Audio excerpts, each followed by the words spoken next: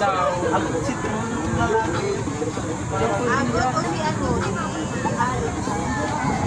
Ayan guys, naliligo po si Scarlett at saka si Ate Ben.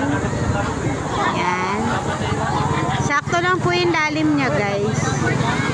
Pero pag nandun na po kayo banda guys, dyan sa malaking bato, bawal po dyan pumunta at tumawak.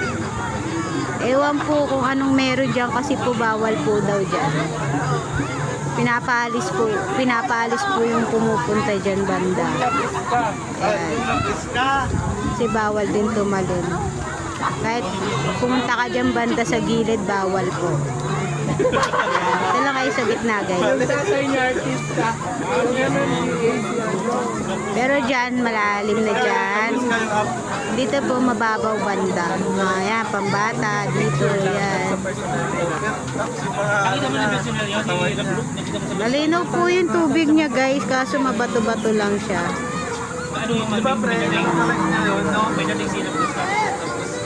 Kami sa tabing bundok din guys. Dito po kami sa Bitbit. Hindi ko alam kung kasama ng... Ito po sa may Bulacan guys. Ayan. Naglalaki ang bato po yung mga nakapaligid sa amin guys. Yung naanakan niya, mas pogi naman yun. Yung anak?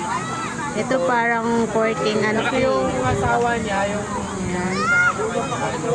Kaya na po imagine niyo na po kung anong courting niya. Pag nandun po kayo sa harap, parang courting ano siya. Mukha. Malakas din dating ano si Tony. Ayan. Guys, yan. Ganyan po yung kulay ng tubig guys. Di ba umalag ba siya yung sumali? Iba kasi may mga salbabida kasi malalim yung ibang parte ng ilog. Bitbit River guys. Ayan sila Ate Bel. Tapos si voice over niya yun.